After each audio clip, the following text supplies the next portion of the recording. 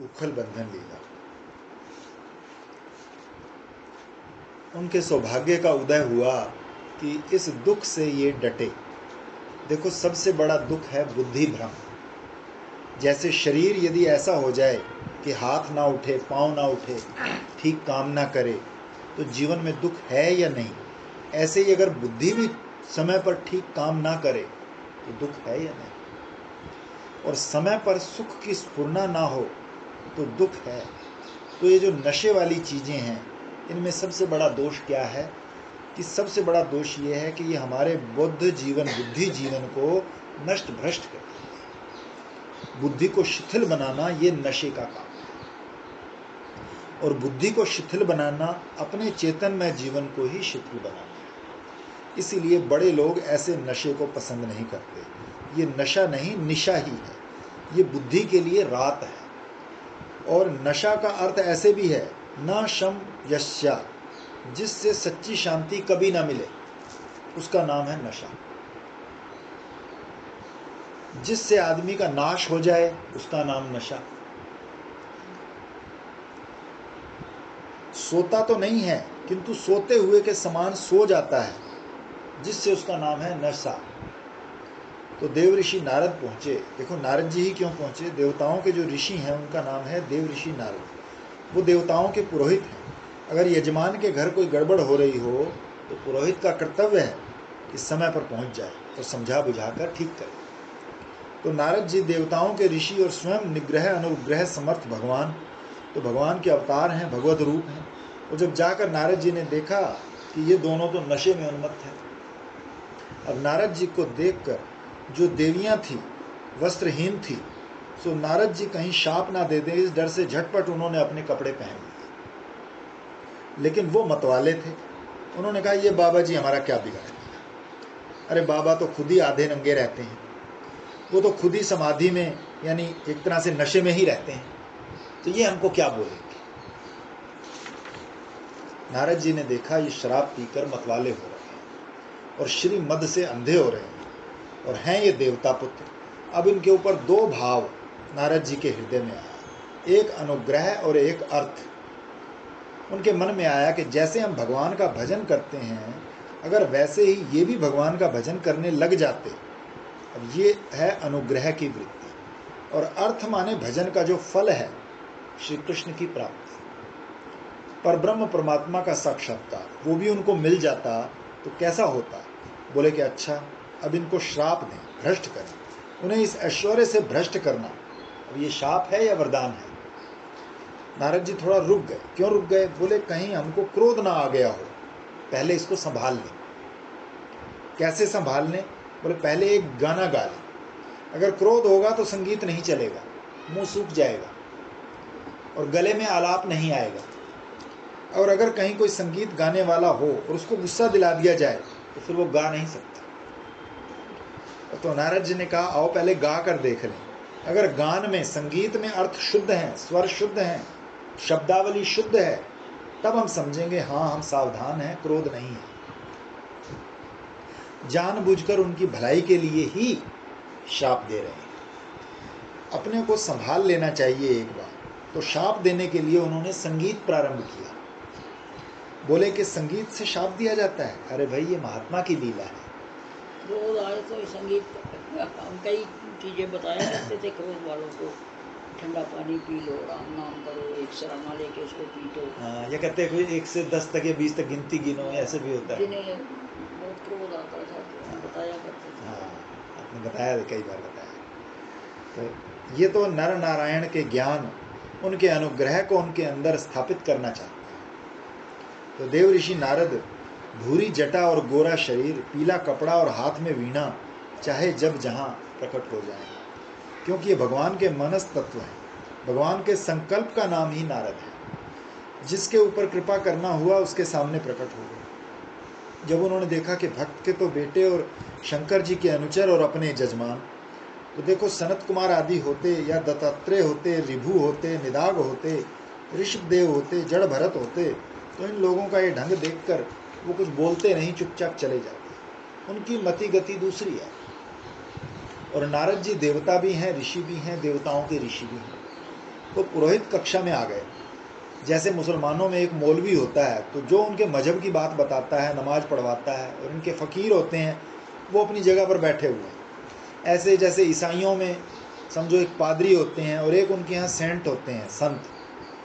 तो वो जो संत होते हैं वो इन कामों में नहीं पड़ते, तो अपने यहाँ भी एक आचार्य होते हैं और एक अवधूत होते हैं, एक ब्रह्म कोटि के और दूसरे ईश्वर कोटि। तो जो निग्रह अनुग्रह करने में, शाप देने में, वरदान देने में समर्थ हैं और धर्म की रीति से लोगों को चलाना चाहते हैं, वो आचार्य कोटि में आते हैं। और सब धर्म में जो सम है, बल्कि धर्म अधर्म से भी ऊपर है, अधिष्ठान रूप में बैठे हैं, उनको अवधूत कहते हैं। तो ये नारद जी ईश्वर कोटि, आचार्य कोटि के संत हैं, लोगों को भगवान की ओर लगाते हैं। नारद जी ने देखा भगवान के भक्त का बेटा, शंकर जी का अनुचर, मेरा जजमान और देवता, और इस पर भी उसकी ये दशा, तो ये भाई कृपा करने के योग्य हैं। क्रोध नहीं आया, दया का उदय। सीधा अर्थ तो इसका ये होता है कि इनके ऊपर अनुग्रह करने के लिए और आगे शाप देने के लिए नारद जी ने ये गान किया, ये गाया। तो कल आपको सुनाया, श्रीधर स्वामी ने अनुग्रह और अर्थ इन दोनों को अलग अलग कर दिया। अनुग्रह तो उनके ऊपर ये कि इनको जो मद हो गया है उसका नाश किया जाए, और मद नाश ही अनुग्रह है। और अर्थ क्या है? बोले श्री कृष्ण का दर्शन, श्री कृष्ण की प्राप्ति, ये जीवन का प्रयोजन है। दूसरे ने कहा अनुग्रह क्या है? स्वधर्म का आविर्भाव। देखो, महापुरुष की कृपा से ही भगवत भक्ति प्राप्त होती है। अपने पौरुष से जो चीज मिलती है वो नाशवान है। इस बात को अभिमानी लोग नहीं समझ सकते। यदि आपको संसार में कहीं सफलता प्राप्त होती और सफलता प्राप्त करने के बाद आपको अभिमान होता है कि मैंने अपने कर्म से, अपनी बुद्धि से, अपनी युक्ति से सफलता प्राप्त की है, तो बहुत बढ़िया, आपको सफलता प्राप्त हुई, बारंबार हो। आपकी सफलता पर अपना कोई आक्षेप नहीं, लेकिन ये परमार्थ की सफलता नहीं है, व्यवहार की सफलता है। उससे आपका अहंकार थोड़ा और बढ़ गया, आपके अभिमान को 4 चांद लग गए। मैंने ये सफलता प्राप्त की है, मैंने ये उपाय किया है, मैंने ये यत्न किया है। यहाँ तक कि ज्ञान भी जो होता है उसमें यदि अपनी बुद्धि से ज्ञान होगा या अपने द्वारा, भाष्य के द्वारा विचार होगा, तो वो ज्ञान अहम का अलंकार हो जाएगा, वृत्ति रूप। चाहे फल प्रमा होवे चाहे प्रमाण होवे, दोनों ही प्रमाता के आश्रित रहेगा। असली जो अविद्या है, जिसमें अहम में जो प्रच्छिन्नता की भ्रांति है, वो दूर नहीं होगी। इसके लिए अपौरुषेय वचन चाहिए, इसके लिए गुरु का संकेत चाहिए। 2 ही मार्ग हैं, या तो अपौरुषेय वचन या गुरु का संकेत। तो सुखदेव जी महाराज ने कहा, देखो भाई, महात्मा लोग क्रोध भी करते हैं तो वैराग्य के लिए करते हैं। दुनियादार लोग तो समझते हैं हाय हाय हाय हमारा सत्यानाश होगा। तो किसी महात्मा का एक भक्त था, उसके मन में काम बहुत था। महात्मा ने कहा, जा नपुंसक हो जा। तो लोगों ने कहा हाय हाय, महात्मा ने तो गुस्सा करके नपुंसक बना दिया। और उधर वो खुश कि चलो वासना ही गई, जिधर जाना नहीं वहां के मील के पत्थर क्या गिनना, वैराग्य आ गया। तो वैराग्य देने की ये भी एक पद्धति है। फिर भी देव ऋषि के मन में आया कि एकाएक कोई बात मन में आ जाए तो करनी नहीं चाहिए, पहले विचार भी करना चाहिए। हमको बचपन की बात याद आ गई। हमको एक महात्मा ने बताया कि जैसे ही कोई गाली देने लगे तो तुम भी जवाब में उसको गाली मत देने लगो, सह लो, तुम्हारी सहन शक्ति बढ़ेगी, तुम्हारे मन का निरोध बढ़ेगा, तुम्हारी सिद्धि बढ़ेगी। और यदि गाली के बदले तुरंत गाली देने लग जाओगे तो कुछ नहीं। उन्होंने बताया, कोई भी बात अपने मुंह से बोलनी हो तो पहले मन ही मन में बोलो। बोलना जरूरी है तो बोलना चाहिए, जरूरी ना हो तो चुप रहो, पहले तोलो फिर बोलो। जो लोग अमेरिका नहीं गए वो अमेरिका का वर्णन करने लगते हैं। क्यों करते हैं? जो जापान, चीन, कश्मीर नहीं गए वर्णन करने लगते हैं, वहाँ ऐसे फल होते हैं, वहाँ वृक्ष ऐसे होते हैं, मकान ऐसे, नदी ऐसी। वो ऐसा वर्णन क्यों करते हैं? वो अपनी जानकारी जाहिर करने के लिए ही तो करते हैं। देखो हमारी कितनी जानकारी है। तो अपनी जानकारी बघारने के लिए जब वर्णन करोगे तो मिथ्या अभिमान ही तो प्रकट करोगे। जो चीज़ तुमने देखी ही नहीं उसका देखे हुए की तरह वर्णन करना, ईश्वर के वर्णन में भी ऐसा ही होता है। 4 बातें बोलने के समय ध्यान में रखना चाहिए। एक तो हम जिससे बात कर रहे हैं उसके लिए ये बात उपयोगी है कि नहीं, और किस विषय पर हम बात कर रहे हैं, ये बात करने का कोई फल भी निकलता है कि नहीं, किसी प्रयोजन की सिद्धि होती है कि नहीं। दूसरे, जिससे बात कर रहे हैं उसके अधिकार और उसकी योग्यता पर विचार करना, वो सुनना चाहता है कि नहीं, और सुनना ना चाहता हो तो तुम ऐसे ही मत बोलते जाओ। वो सुनना चाहता हो और सुनने के योग्य हो और वस्तु का वर्णन करने से कोई प्रयोजन भी सिद्ध होता हो तो कर। और चौथा, एक खास निश्चित विषय पर बात करनी चाहिए, विषय अंतर बीच में नहीं होना चाहिए। बातचीत करने का तरीका ये है। और कोई कहेगा, स्वामी जी आपने ये क्या सुनाया, कौन सा शास्त्र सुनाया? तो शास्त्र ये सुनाया कि कोई भी शास्त्र जब प्रारंभ किया जाता है तो उसके प्रारंभ में अनुबंध चतुष्टय देखा जाता है, अधिकारी, विषय, प्रयोजन और प्रतिपाद्य प्रतिपादक भाव संबंध। मैंने जो बात बताई वो ये चारों बातें। तो बोलने के समय भी इन चारों बातों का ध्यान रखना चाहिए। सच बोलो लेकिन कड़वा मत बोलो, थोड़े में बोलो, जो हितकारी हो सो बोलो, अवसर उचित बोलो। विवाह के समय मरने की खबर मत दो। किसी के विवाह में जाओ तो रो मत, अपना दुख मत उगलो। किसी के भोजन के समय जुलाब की चर्चा मत करो। मौके की बात कहनी चाहिए, बोलने का ढंग होना चाहिए। थके हुए को थकाओ मत, रोते हुए को हंसाओ, दुखी को सुखी करो, भूखे से बात मत करो, उसे खिलाओ, प्यासे से गप्पे मत हाको, उसको पानी पिलाओ। सब काम सोच करो। देव ऋषि नारद ने सोचा, मैं शाप तो देने जा रहा हूँ, अनुग्रह तो करने जा रहा हूँ, कहीं मेरे मन में गुस्सा ना हो। तो देव ऋषि नारद ने क्या किया, शाप देने से पहले अपनी वीणा उठाई और उसके तार स्वर मिलाए, बोले एक अच्छा गाना गा लें, उसके बाद शाप देंगे। आप समझो, क्रोध में गाना आता है, दुख में स्त्रियां गा लेती हैं, पुरुष के लिए दुख में गाना मुश्किल है। वो तो हम देखते हैं कि स्त्रियां तो अरे मेरे बीरना ये भी करती जाती हैं, आंसू भी बहाती जाती हैं, रोती भी जाती हैं। हमने एक स्त्री देखी जो हंसती भी है और आंख से आंसू भी बहाती है, दोनों काम एक साथ करते हैं। लेकिन गुस्से में कोई नहीं गा सकता। एक पंडित किसी पर नाराज हुए तो संस्कृत में गाली देने लगे। संस्कृत में गालियां ज्यादा हैं नहीं, 2-5 गाली के बाद अब वो लगे ढूंढने के कोश में और कौन सी गाली है, डिक्शनरी याद करने लगे। जब नहीं मिली तो हिंदी में शुरू हो गए। तो नारायण, क्रोध आवे तो गाना गावे, हृदय में बड़ी मिठास है, हृदय मधुरता से भरा। साधु ते होई ना कारज हानि, साधु किसी का काम बिगाड़ता नहीं। वो जो साधु का जो अपमान करता है वो करने वाले का पाप ही उसका नाश करता है, साधु नहीं करता। उसके हृदय में तो मिठास भरी रहती है, वो तो उसका भी कल्याण चाहता है। अब नारद जी का गाना सुनते हैं, बहुत विचित्र गाना है। श्रीमद् भागवत में ऐसे कई गीत हैं, वेणु गीत, गोपी गीत, भ्रमर गीत, प्रणय गीत, उद्धव गीत, युगल गीत। गीत तो बड़े अच्छे अच्छे हैं, पर ये नारद गीत अपने ढंग का अनोखा है। हम श्लोक पढ़कर नहीं सुनाते, आपको उस गीत का सार सुनाते हैं। नारद जी बोले कि देखो भाई, रजोगुण तो बहुत हैं, और जब मनुष्य रजोगुणी हो जाता है तो उसकी बुद्धि भ्रष्ट हो जाती है।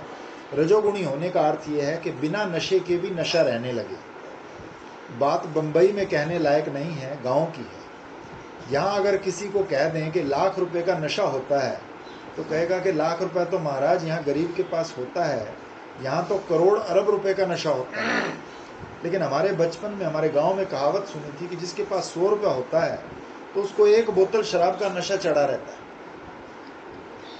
मानो वहाँ 100 रुपया ही करोड़ रुपए के बराबर है। ये रजोगुण बहुत है। सबसे अधिक भ्रष्ट करने वाला रजोगुण अगर कोई है तो श्री मद है। मद यानी पैसे का अभिमान। हम जानते हैं बैंक का पैसा काम आएगा कि नहीं आएगा किसी को भरोसा नहीं। जिसके पास तुमने रखा है वो लौटाएगा कि नहीं लौटाएगा, लाकर जब्त हो जाएगा कि नहीं हो जाएगा। और जिन लोगों ने विदेशों में भेज दिया उसके बारे में बहुत मालूम। विदेशों में गया पैसा पति के भी हाथ लग जाए, ये हो सकता है, पत्नी उससे वंचित हो सकती है। छोड़कर पति विदेश चला जाएगा और फिर लौट कर ना आएगा। ये विदेश में रखा हुआ पैसा घर गृहस्थी के काम कभी आएगा कि नहीं आएगा, ये तो छोड़ने का एक तरीका है। उत्तम वंश में पैदा होना भी एक अभिमान है। शरीर का सुंदर होना भी एक रजोगुण है। सुंदर वेशभूषा धारण करना भी रजोगुण है। चमक कर चलना भी एक रजोगुण है। लेकिन उनसे इतनी हानि नहीं है। हानि है तो पैसे के अभिमान से। पैसे के अभिमान के बराबर और कोई अभिमान नहीं। ये देव ऋषि नारद का गाना है। किसी ने पूछा आप पैसे को इतना क्यों कोसते हो? बोले देखो, पैसे से पर स्त्री मिलती है, पैसे से जुआ मिलता है, पैसे से ही शराब पी जाती है। दुनिया के जितने अनर्थ हैं सब पैसे के अभिमान से। जब आदमी के हाथ में पैसा आता है तो उसका हृदय क्रूर हो जाता है। हम लोग बचपन में जब सत्संग करते थे, एक भवानी केस हुआ था हमारी बाल्यावस्था में, जहाँ पत्नी ने डॉक्टर से साथ मिलकर अपने पति को विष पिलाया। पति मरा नहीं। जब उसको चिता पर जलाया गया तो वर्षा आ गई। जलाने वाले उठकर भाग गए। वर्षा होने से उसका शरीर कुछ ठंडा हुआ तो वो जिंदा होकर चिता से अलग हो गया।